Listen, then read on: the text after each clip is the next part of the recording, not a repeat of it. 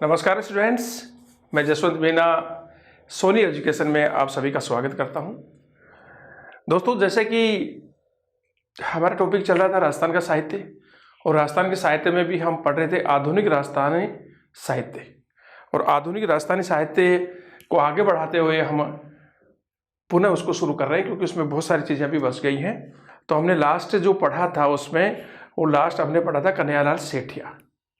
अब आधुनिक राजस्थान साहित्य में आगे से हम शुरू कर रहे हैं। अगला जो ले रहे हैं हम, जो इतिहासकार है, जो कवि है, वो ले रहे हैं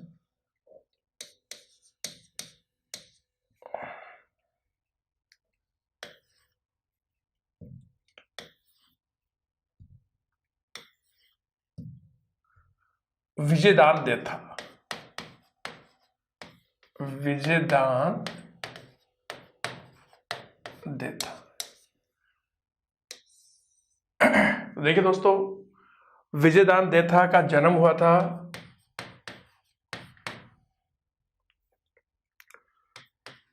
1926 ईस्वी में जोधपुर के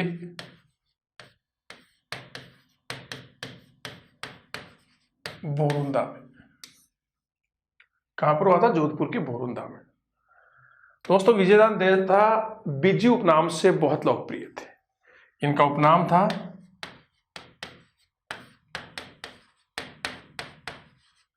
बिजी। तो ये बिजी उपनाम से बहुत लोकप्रिय हुए थे। ये हिंदी और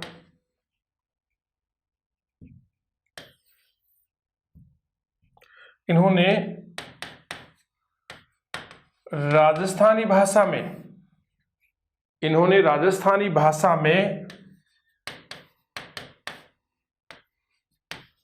अनेक उपन्यास और कहानियां लिखी हैं। इन्होंने राजस्थानी भाषा में अनेक उपन्यास और कहानियां लिखी हैं। देखिए, इनका जो प्रथम जो उपन्यास था, जो प्रथम जो कृति थी, जो सबसे प्रसिद्ध इनकी रचना थी, वो थी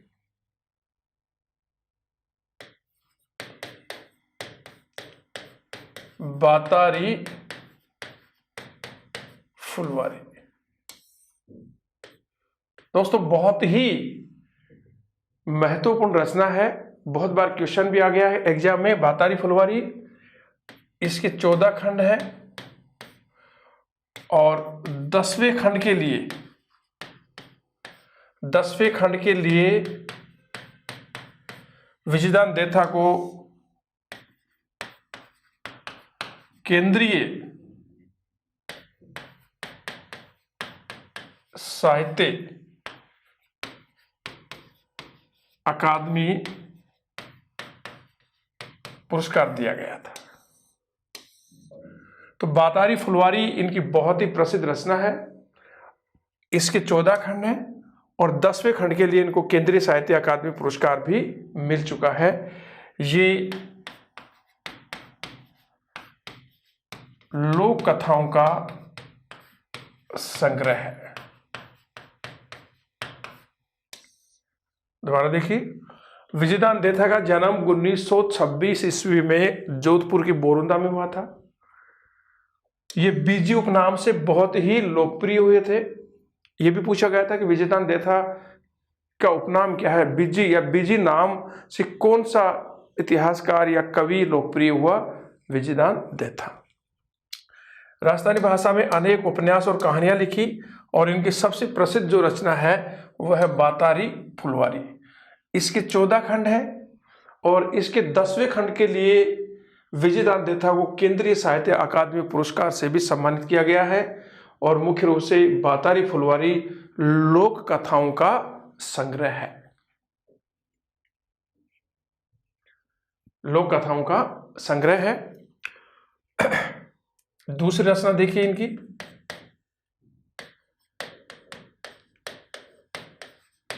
मारो बदलो। तीसरी देखिए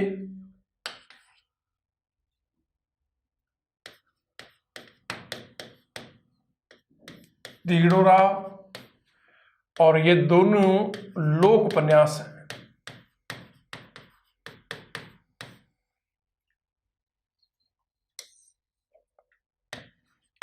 अन्य रचनाएं देखिए, विजयदान देथा की अन्य रचनाएं,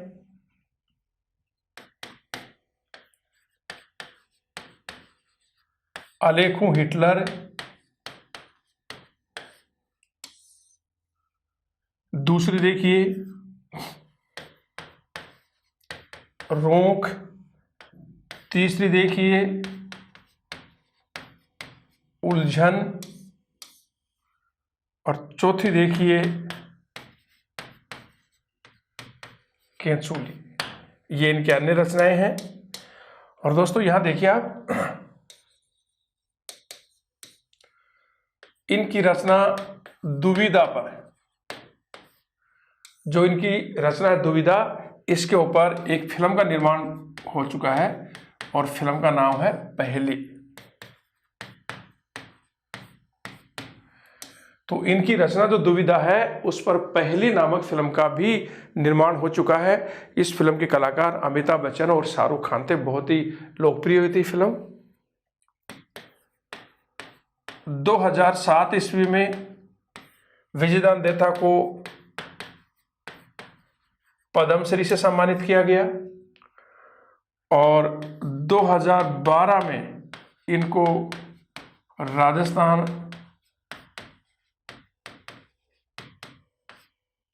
रत्न पुरस्कार दिया गया। और एक चीज और देखिए दोस्तों,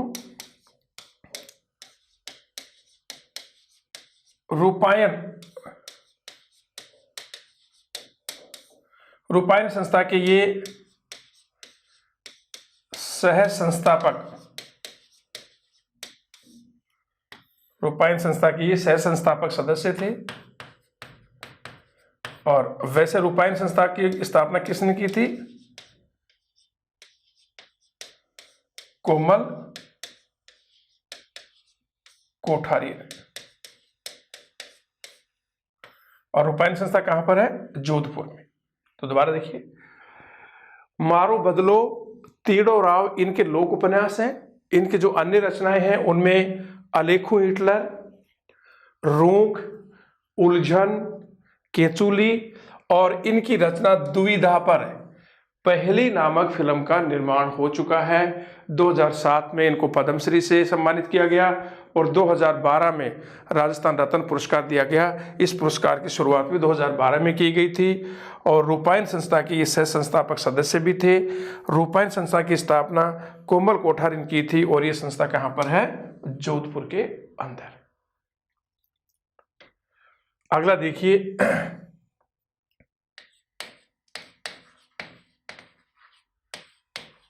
लक्ष्मी कुमारी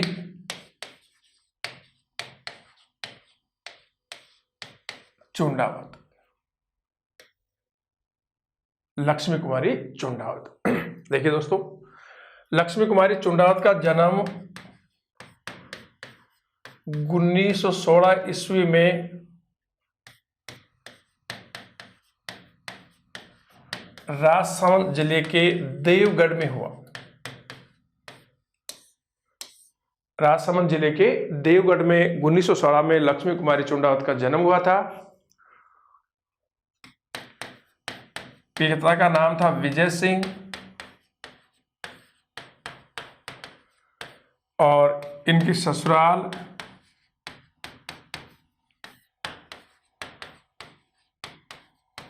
बीकानेर के रावतसर में है। ठीक है दोस्तों, लक्ष्मी कुमारी चुंडावत साहित्यकार थी,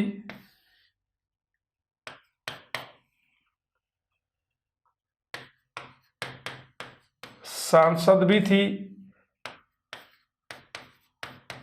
और ये विधायक भी रही। इसके अलावा राजस्थान कांग्रेस की अध्यक्ष भी रही है। ठीक है, इनकी जो रचनाएं देखिए कौन कौन सी हैं। पहला है, पहली रचना मजली रात, दूसरी रचना है मुमल, और तीसरी रचना है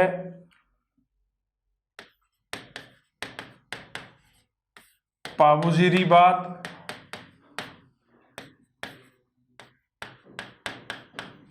डूंगजी जवाहरजीरी बात,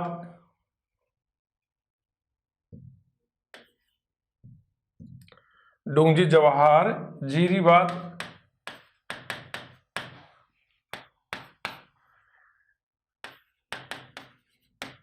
भागो भारमली,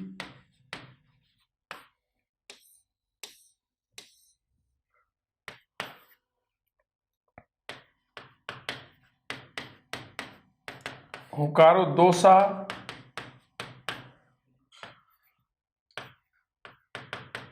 केरे चकवा बात,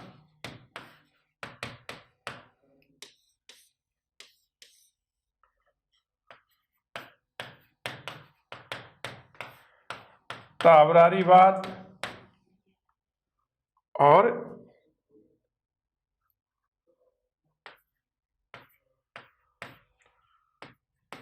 लेलिन की जीवनी।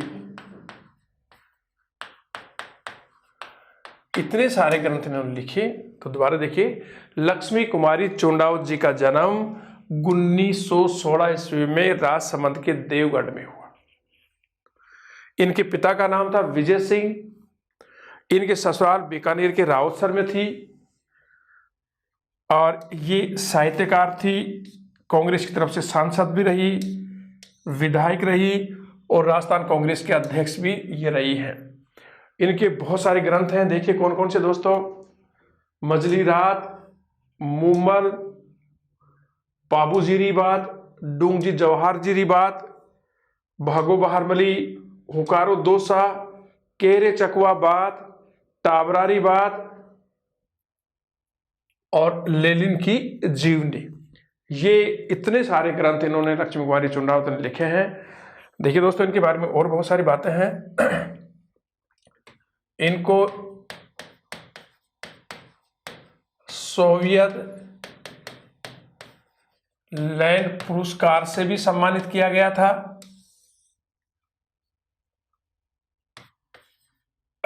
2012 में राजस्थान रत्न पुरस्कार दिया गया,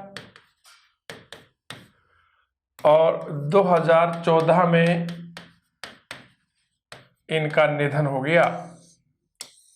तो दोस्तों, लक्ष्मी कुमारी चुंडावत को सोवियत लैंड पुरस्कार से सम्मानित किया गया, 2012 में इन्हें भी राजस्थान रत्न पुरस्कार से सम्मानित किया गया, और 2014 में इनका निधन हो गया।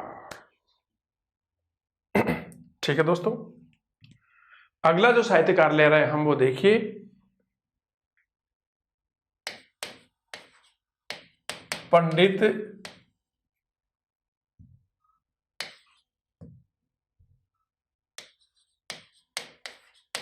झाबरमल शर्मा।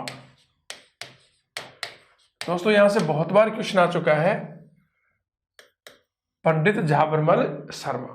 तो देखिए दोस्तों, पंडित झाबरमल शर्मा का जन्म 1888 में खेतड़ी तहसील के जसरापुर गांव में हुआ था। और दोस्तों, ये हिंदी, संस्कृत और राजस्थानी भाषा के बहुत बड़े विद्वान थे, और मुख्य रूप से पत्रकारिता को समर्पित एक मेधावी व्यक्ति थे। देखिए, पंडित झाबरमल शर्मा का जन्म हुआ 1888 में खेतड़ी, और खेतड़ी कहां पर है? झुंझुनू। खेतड़ी के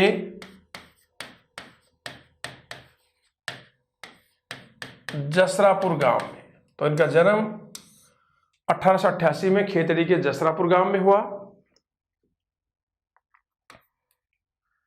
ये हिंदी, संस्कृत और राजस्थानी भाषा के विद्वान थे। हिंदी, संस्कृत और राजस्थानी भाषा के विद्वान थे।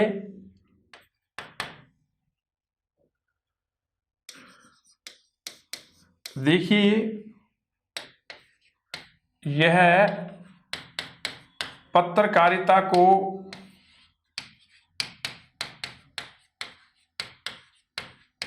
समर्पित एक मेधावी व्यक्ति थे। याद रखना दोस्तों, ये बहुत इंपॉर्टेंट है। पत्रकारिता को समर्पित एक मेधावी व्यक्ति थे। इन्होंने निम्न समाचार पत्रों का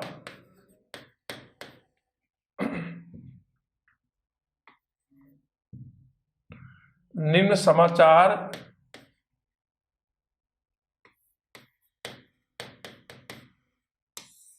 समाचार पत्रों का संपादन किया।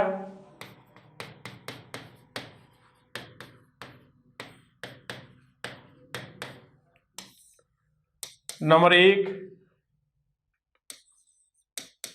Bharat, number 2 Gyanodaya, number 3 Calcutta Samachar, number 4 Hindu संसार और नंबर 5 मारवाड़ बंधु। तो इन समाचार पत्रों का इन्होंने प्रकाशन भी किया था। दोबारा देखिए, पंडित झाबरमल शर्मा का जन्म 1888 में झुंझुनू जिले की खेतड़ी तहसील के जसरापुर गांव में हुआ था। कौन से गांव में? जसरापुर गांव में। ये हिंदी, संस्कृत और राजस्थानी भाषा के बड़े विद्वान थे और मुख्य रूप से पत्रकारिता को समर्पित एक मेधावी व्यक्ति थे। इन्होंने निम्न समाचार पत्रों का संपादन किया: समाचार पत्र भारत, ज्ञानोदय, कलकत्ता समाचार, हिंदू संसार और मारवाड़ बंधु। इन समाचार पत्रों का इन्होंने संपादन कार्य भी किया था। आगे देखिए इनके बारे में और बहुत सारी बातें। 1981 में इनको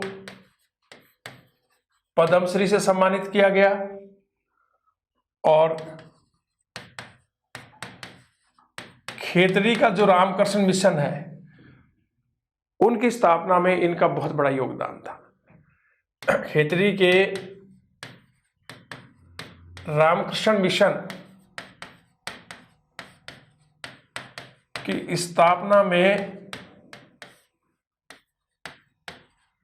इनका सर्वाधिक योगदान था।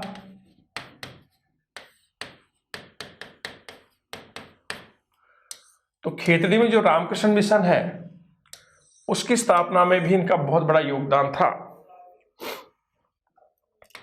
इनकी स्मृति में 4 जनवरी 2000 ईस्वी को जयपुर में पंडित झाबरमल शर्मा पत्रकारिता शोध संस्थान की स्थापना की गई थी। देखिए, इनकी स्मृति में जयपुर में 4 जनवरी 2000 ईस्वी को पंडित झाबरमल शर्मा पत्रकारिता शोध संस्थान की स्थापना की गई। तो इनकी स्मृति में जयपुर में 4 जनवरी 2000 ईस्वी को पंडित झाबरमल पत्रकारिता शोध संस्थान की स्थापना की गई थी। दोस्तों, ये क्वेश्चन कई बार आ गया कि पत्रकारिता का भीष्म पितामह किसको कहा जाता है। ये RS एग्जाम में भी आ गया, अन्य और जो एग्जाम है राजस्थान लोक सेवा आयोग की तरफ से जो आयोजित की जाते हैं उनमें भी एक क्वेश्चन आ गया कि पत्रकारिता का भीष्म पितामह किसको कहा जाता है? तो पत्रकारिता का भीष्म पितामह पंडित झाबरमल शर्मा को ही कहा जाता है। इनको पत्रकारिता का भीष्म पितामह कहा जाता है। इनको पत्रकारिता का भीष्म पितामह कहा जाता है। इनके ग्रंथ देखिए, इन्होंने निम्न ग्रंथों की रचना की। नंबर 1,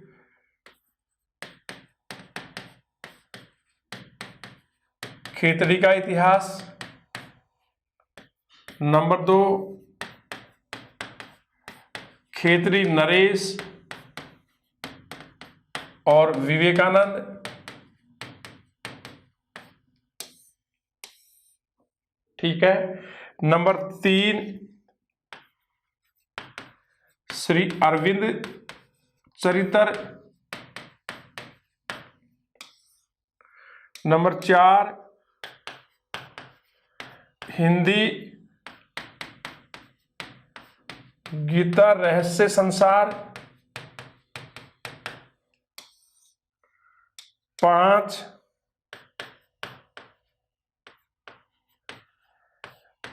तिलक गाथा।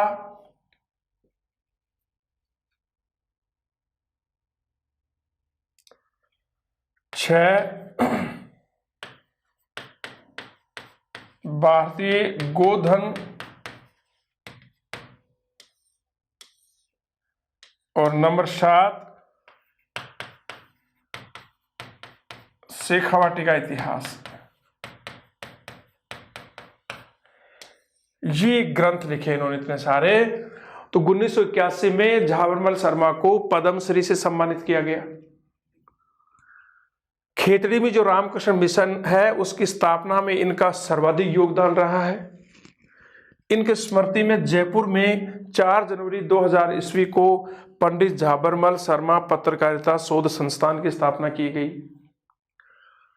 पंडित झाबरमल शर्मा को पत्रकारिता का भीष्म पितामह कहा जाता है और इन्होंने निम्न ग्रंथों की रचना की: खेतड़ी का इतिहास, खेतड़ी नरेश और विवेकानंद, श्री अरविंद चरित्र, हिंदी गीता रहस्य संसार, तिलक गाथा, भारतीय गोधन और शेखावाटी का इतिहास। ओके दोस्तों, क्लियर? अगला देखिए,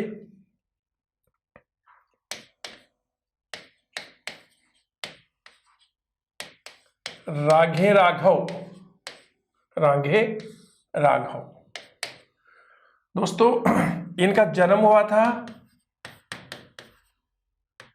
1923 को आगरा में, लेकिन इनका संबंध भरतपुर से रहा है।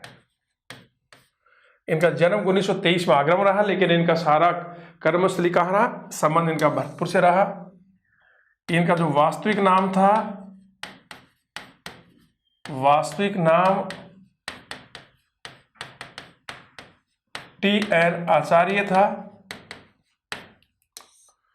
और इनका जो प्रथम उपन्यास था, प्रथम उपन्यास घरौंदा। इनका उपन्यास क्या था? घरौंदा। अन्य रचनाएं देखिए, कौन कौन सी रचनाएं लिखी उन्होंने। नंबर 1,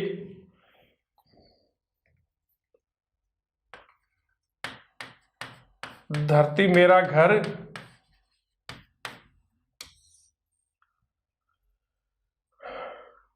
नंबर 2,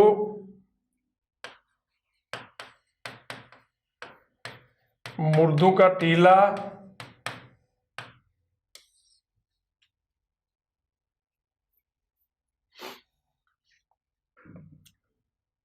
नंबर 3,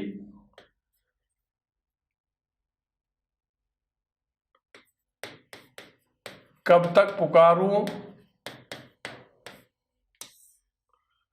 नंबर 4, आखिरी आवाज। और नंबर 5 अंधेरे में जुगनू। अंधेरे में जुगनू।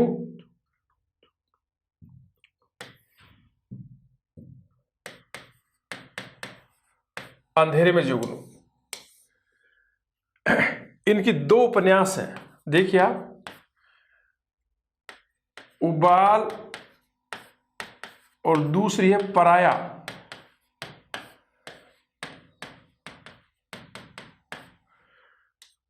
तो उबाल और पराया जो उपन्यास है, इन उपन्यासों में इन्होंने बंबई की त्रासदी पर लिखा है। बंबई में जो भी ट्रैफिक है या और बहुत सारी जो समस्याएं हैं उनके बारे में इन्होंने लिखा है। तो देखिए, रागे राघव, इनका जन्म हुआ 1923 में आगरा में हुआ। वैसे इनका संबंध भरतपुर से है। इनका वास्तविक नाम है TN आचार्य। प्रथम उपन्यास इनका है घरौंदा। इनके अन्य रचनाएं हैं धरती मेरा घर, मुर्दों का टीला, कब तक पुकारूं, आखिरी आवाज, अंधेरे में जुगनू, और इनके 2 उपन्यास हैं उबाल और पराया। इन उपन्यासों में इन्होंने बंबई की त्रासदी पर विस्तार से लिखा है। ये आपके रागे राघव है। इसके बाद अगले हैं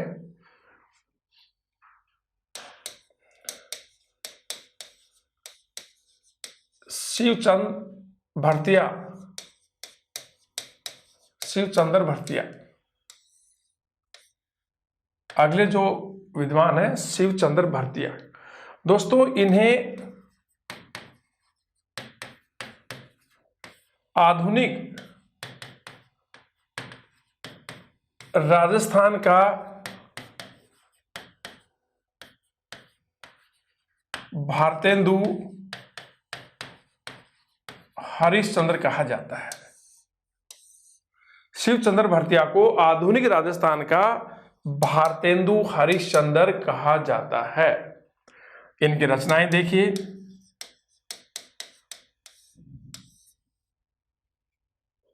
नंबर 1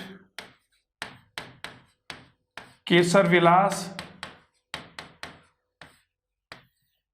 और दोस्तों, केसर विलास जो इनकी रचना है, राजस्थानी भाषा का प्रथम नाटक है। तो देखिए, यह राजस्थानी भाषा का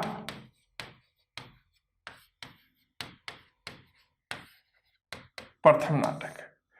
पहली रचना कौन सी? केसर विलास। और ये राजस्थानी भाषा का प्रथम नाटक है। दूसरी देखिए,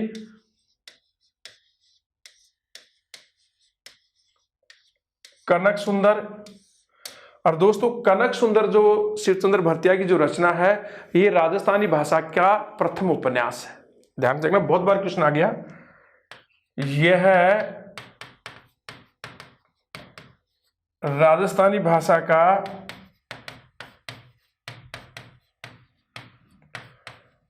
प्रथम उपन्यास है। ये तो क्या था? ये तो प्रथम नाटक था, और ये राजस्थानी भाषा का प्रथम उपन्यास। तीसरी रचना देखिए इनकी, विश्रांत प्रवास। विश्रांत प्रवास ये राजस्थानी भाषा की प्रथम कहानी है। ध्यान से देखना, राजस्थानी भाषा की प्रथम कहानी। ठीक है दोस्तों, यहां एक नोट और देखिए आप, चाचा, ये राजस्थानी भाषा का दूसरा उपन्यास है। राजस्थानी भाषा का दूसरा उपन्यास है। और इसके लेखक हैं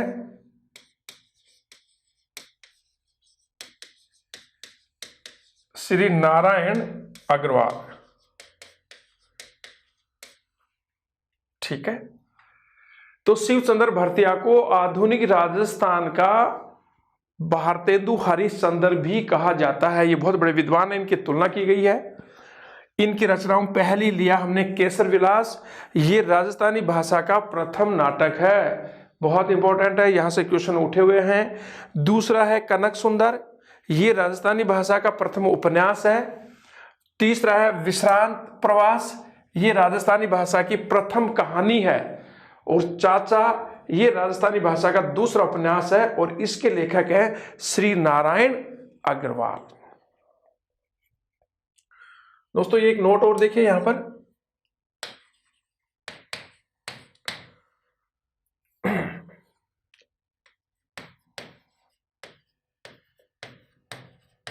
अभय पटकी,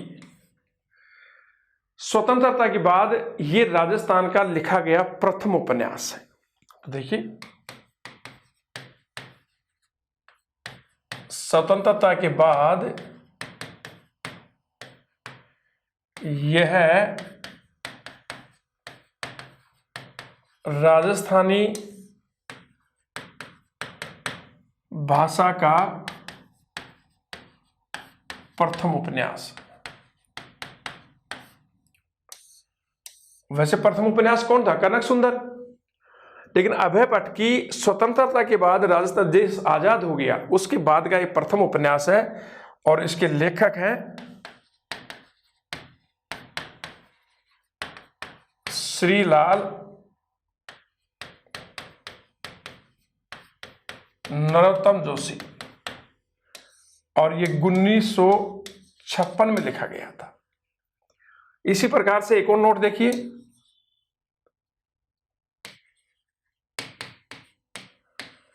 आधुनिक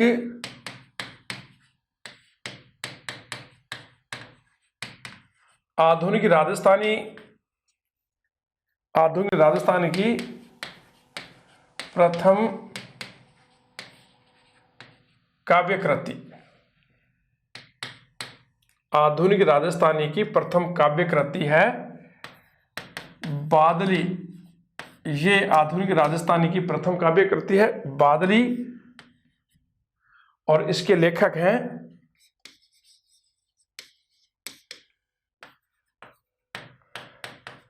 चंद्र सिंह विरकाली।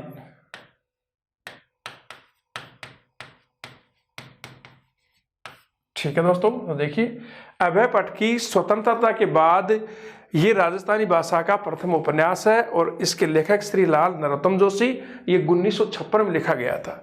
और आधुनिक राजस्थानी की प्रथम जो काव्यकृति है वो बादली है और इसके लेखक है चंद्र सिंह विरकाली।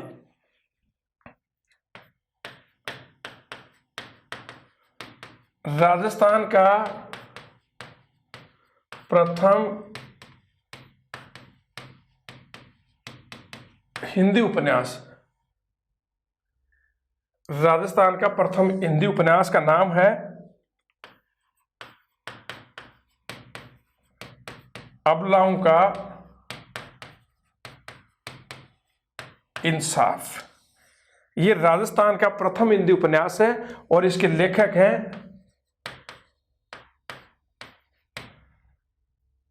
अंबिका दत्त त्रिवेदी। तो अभय पटकी स्वतंत्रता के बाद ये राजस्थानी भाषा का प्रथम उपन्यास था। इसके लेखक हैं श्रीलाल नरोत्तम जोशी, 1956 में लिखा गया। और आधुनिक राजस्थान की प्रथम जो काव्यकृति है वो है बादली और इसके लेखक है चंद्र सिंह विरकाली। और राजस्थान का प्रथम जो हिंदी उपन्यास था वो था अबलाओं का इंसाफ, अंबिका दत्त त्रिवेदी इसके लेखक हैं। अगला देखिए,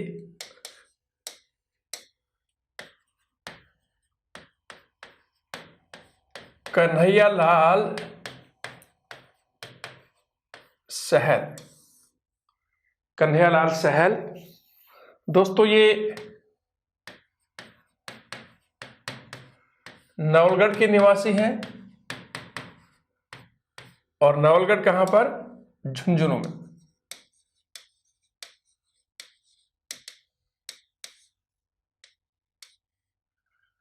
ये नवलगढ़ झुंझुनू के निवासी हैं। इनकी जो रचनाएं हैं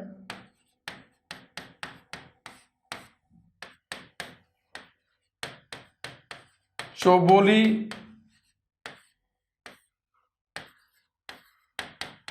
बावनी और हरजस, ये इनकी रचनाएं। और ये तीनों ही क्या हैं? ये तीनों ही क्या हैं? ये कहावतें हैं। तो कन्हैयालाल सैल कहाँ के हैं? ये नवलगढ़, झुंझुनू के नवलगढ़ के निवासी हैं। इन्होंने चौबोली, बावनी, हरजस आदि रचनाएं लिखी हैं। अगला देखिए,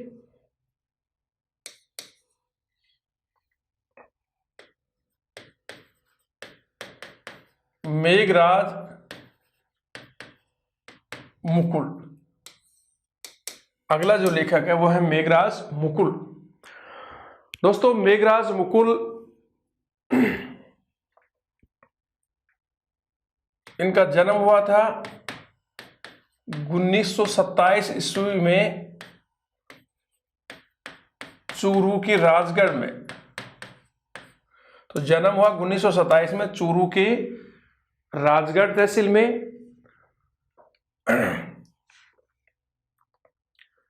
इन्होंने हाड़ी रानी पर,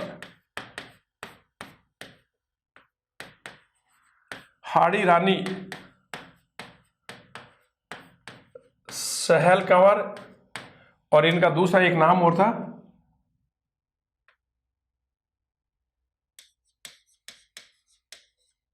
इनको ये भी कहा जाता है।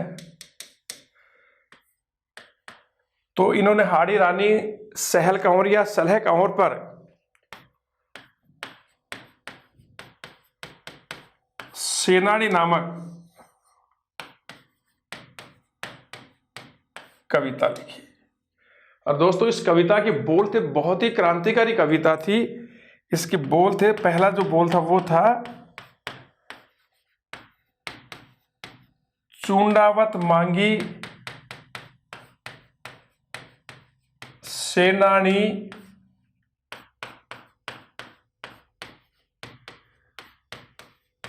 सिर काट दियो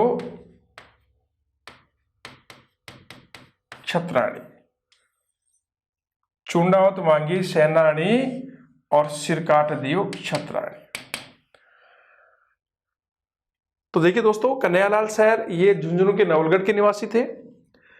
इनकी जो रचनाएं हैं चौबोली, बावनी, हरजस, ये सारी कहावतें हैं, उपन्यास नाटक नहीं, कहावतें हैं। अगला हमने लिया लेखक मेघराज मुकुल। इनका जन्म 1927 ईस्वी में चूरू के राजगढ़ में हुआ और हाड़ी रानी, सहल कंवर या सलह कंवर पर इन्होंने सेनानी नामक कविता लिखी। और उस कविता के बोल थे, चूंडावत मांगी सेनानी सिर काट दियो छत्राणी। दोस्तों, हाड़ी रानी सालुम्बर के रावत रतन सिंह चौंडावत की रानी थी। ये बूंदी से संबंध था इनका।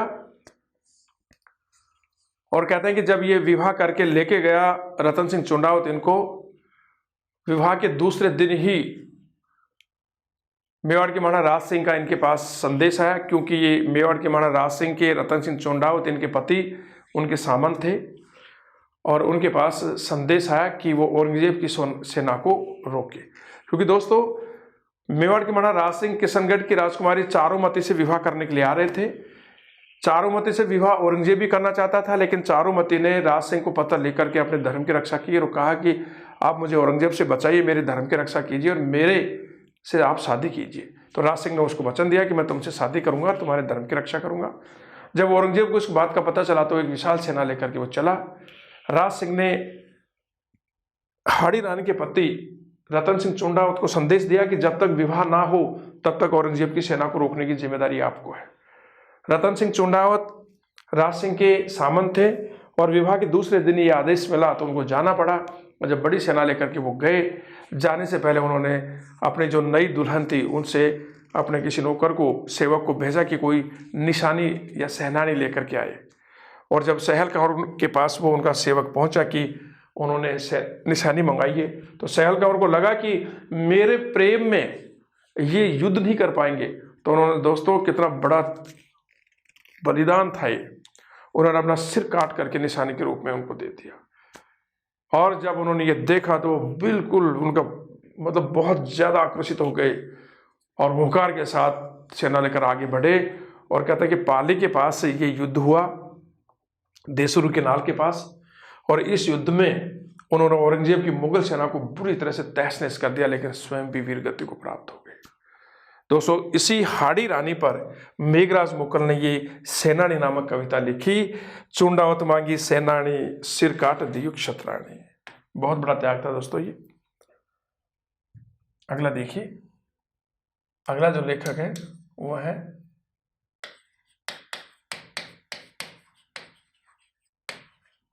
मणिमधुकर।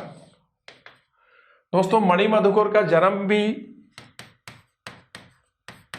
1942 ईस्वी में चूरू के राजगढ़ में हुआ।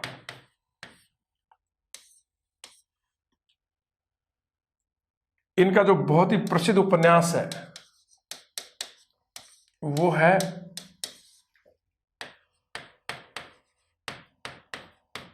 पग फेरो। ये इनका बहुत बड़ा उपन्यास है। दूसरा उपन्यास है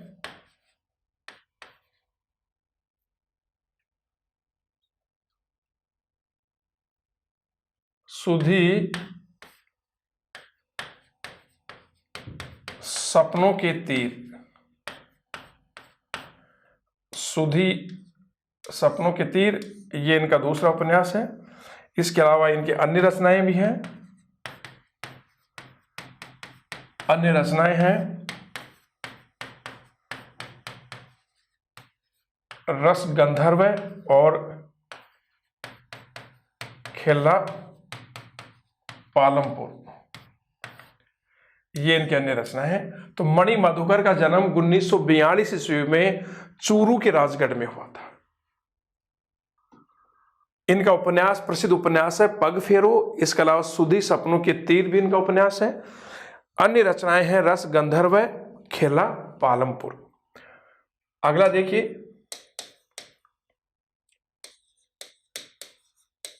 पद्मश्री सीताराम लालस। पद्मश्री सीताराम लालस। दोस्तों इनका जन्म तो हुआ था बाड़मेर में, ननिहाल में। बाड़मेर इनका ननिहाल था। तो बाड़मेर तो ननिहाल था, वहां इनका जन्म हुआ। लेकिन इनका मूल जो स्थान था, मूल जो रहने वाले थे, ये जोधपुर के रहने वाले थे। और दोस्तों इन्होंने बहुत ही बढ़िया काम किया। देखिए क्या काम किया इन्होंने। राजस्थानी भाषा शब्द, राजस्थानी भाषा कोश की रचना की।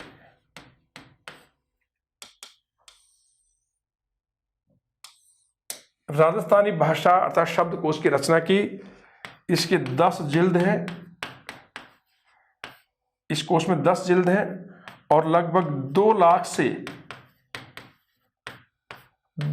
से अधिक शब्द हैं इसमें।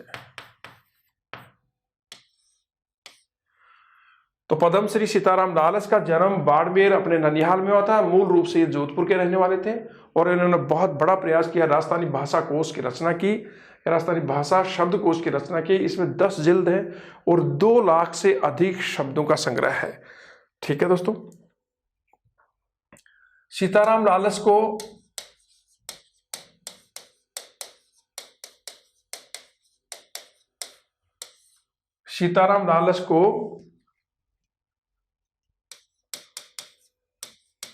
राजस्थान जुबा की मसाल कहा जाता है। इन्हें राजस्थान जुबा की मसाल भी कहा जाता है। इनको राजस्थानी भाषा का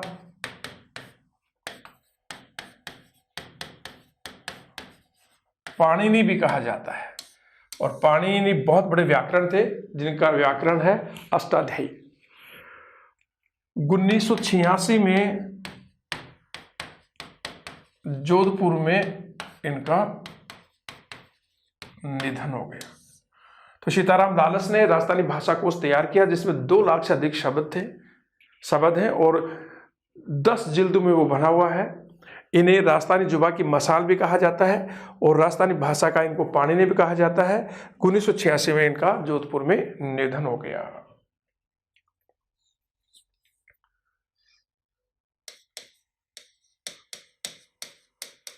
हरिराम मीणा। दोस्तों हरिराम मीणा के 2 ग्रंथ हैं। एक तो धरती तपे तीर, ये उपन्यास है। और दोस्तों इस उपन्यास में हरिराम मीणा ने गोविंद गिरी के नेतृत्व में, गोविंद गुरु या गोविंद गिरी के नेतृत्व में नवंबर 1913 में मानगढ़ धाम पर आदिवासियों का जो आंदोलन हुआ था जिस पर गोलीबारी की गई थी उसके बारे में इस धरती तपे तीर में उन्होंने इसका विस्तार से वर्णन किया है। दोबारा सुनिए। गोविंद गिरी के नेतृत्व में मानगढ़ धाम पर नवंबर 1913 में जो आदिवासियों का भीलों का जो आंदोलन हुआ था उसके बारे में इन्होंने इस अपने उपन्यास में लिखा है। दूसरी करती है इसका हाँ चांद मेरा है, ये भी इन्हीं का कृति है। इसके अलावा अगला देखिए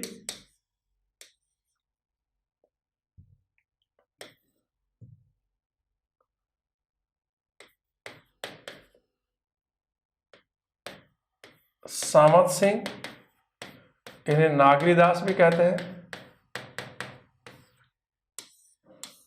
दोस्तों ये किशनगढ़,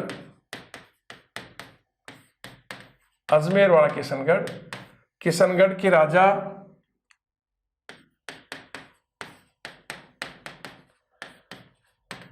राज सिंह के पुत्र थे और वल्लभ संप्रदाय से प्रभावित होकर सामंत सिंह से अपना नाम क्या रख लिया, नागरीदास रख लिया। और इन्होंने इनका जो ग्रंथों का संग्रह है, इन्होंने बहुत सारे ग्रंथ लिखे हैं, इनके ग्रंथों का संग्रह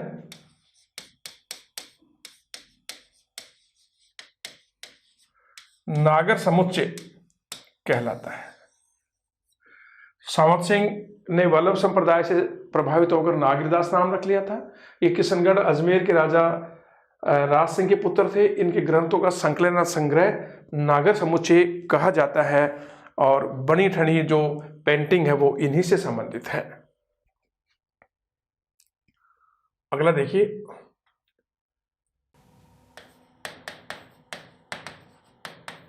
राजस्थानी भाषा की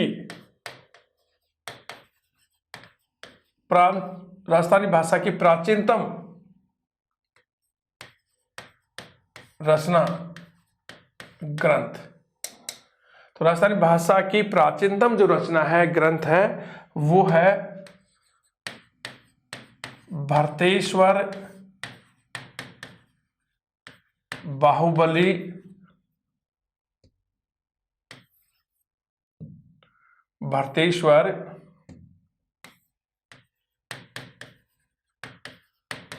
बाहुबली घोर। ये राजस्थानी भाषा का सबसे प्राचीन ग्रंथ है। इसके जो लेखक हैं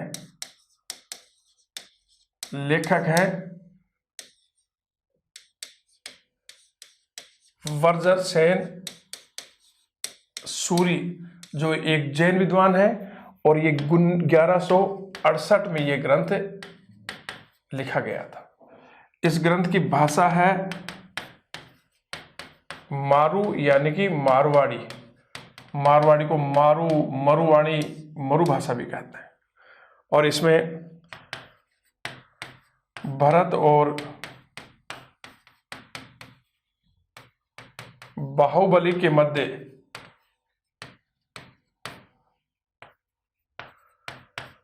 हुए युद्ध का वर्णन है। तो राजस्थानी भाषा की सबसे प्राचीन रचना या राजस्थानी भाषा का सबसे प्राचीनतम जो ग्रंथ है वो है भरतेश्वर बाहुबली घोर।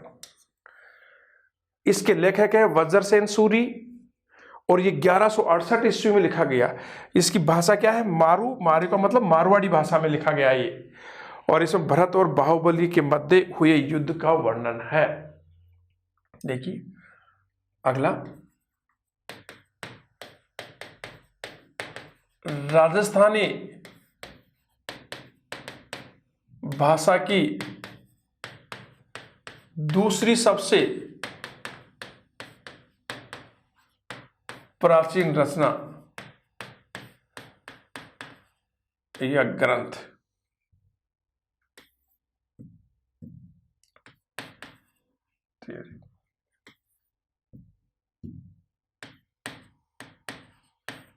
तो राजस्थानी भाषा की दूसरी सबसे प्राचीन रचना अर्थात ग्रंथ यह है भरतेश्वर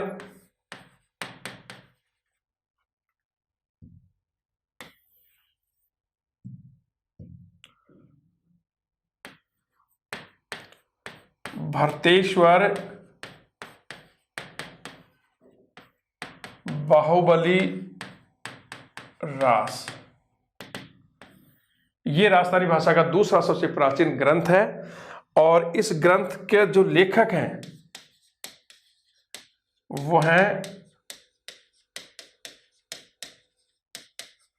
जैन विद्वान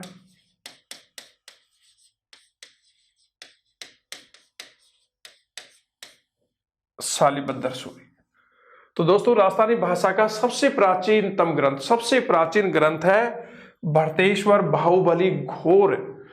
और इस ग्रंथ को 1168 में वज्रसेन सूरी ने लिखा था, जो एक जैन विद्वान थे। इसकी भाषा मारू अर्थात मारवाड़ी है। इसमें भरत और बाहुबली के मध्य जो युद्ध हुआ था उसका वर्णन है। और राजस्थानी भाषा की दूसरी सबसे प्राचीन रचना अर्थात राजस्थानी भाषा का दूसरा सबसे प्राचीन ग्रंथ है भरतेश्वर बाहुबली रास। इसका लेखक है जैन विद्वान शालिभद्र सूरी। और इसकी भाषा भी क्या है? मारू गुजर मारवाड़ी। ठीक है दोस्तों,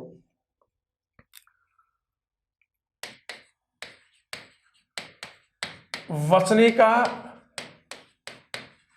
शैली की प्रथम रचना, वचनिका शैली की प्रथम रचना कौन सी है? यह है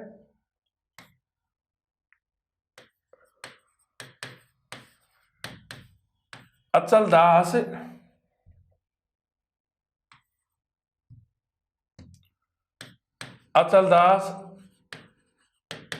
खिंचीरी वचनिका।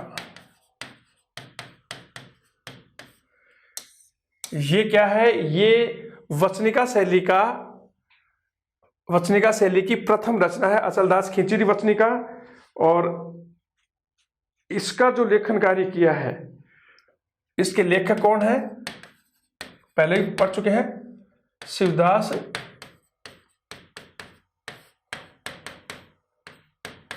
इसके लेखक कौन है? शिवदास गार्डन। एक और नोट है, रामायण को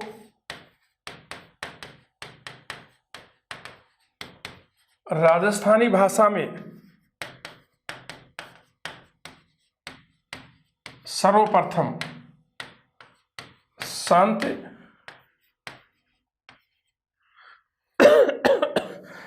हनुमंत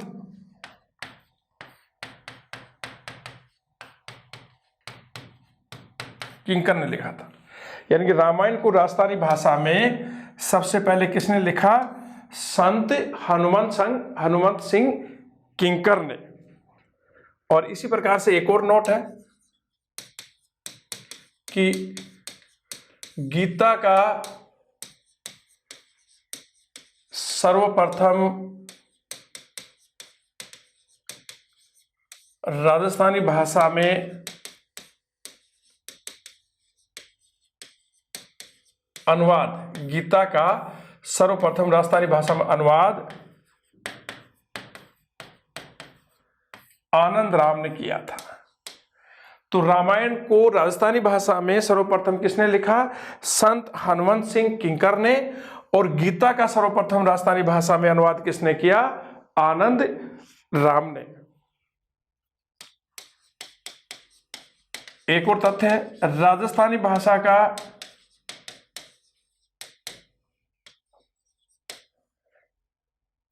व्याकरण किसने लिखा? यह आएगा रामकरण आसोपा। रामकरण आसोपा।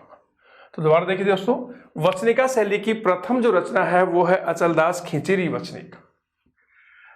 और इसके लेखक कौन है? शिवदास गार्डन। मैंने पहले ही बताया था कि शिवदास गार्डन गागरून के खींची चौहान राजा अचलदास खींची के दरबार में रहते थे।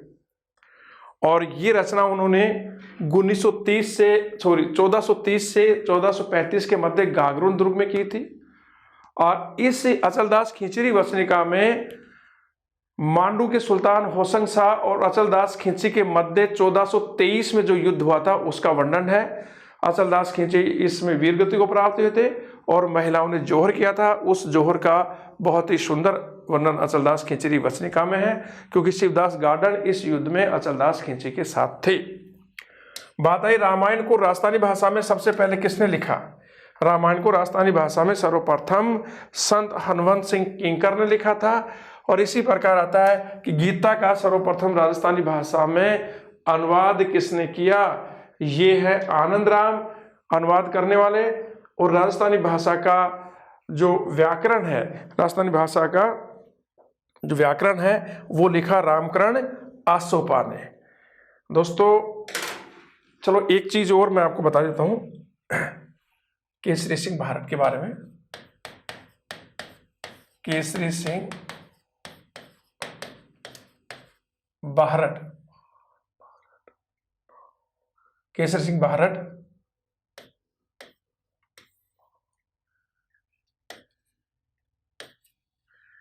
ये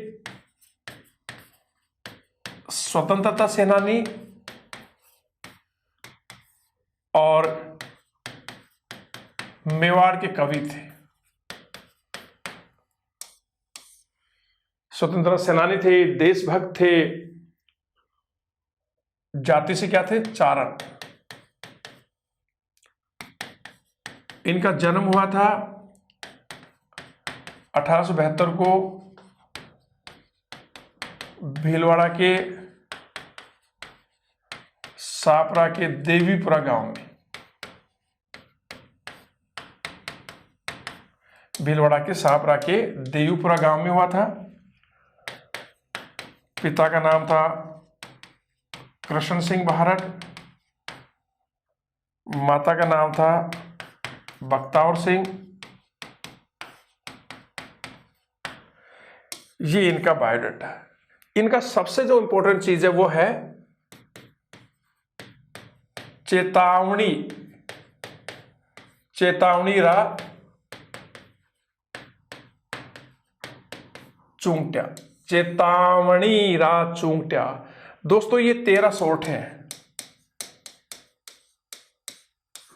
ये कोई किताब नहीं है, 13 शॉर्ट हैं। और इन 13 शॉर्टों से के द्वारा माध्यम से इन्होंने मेवाड़ के महाराणा फतेह सिंह को 1903 के दिल्ली दरबार में जाने से रोका था।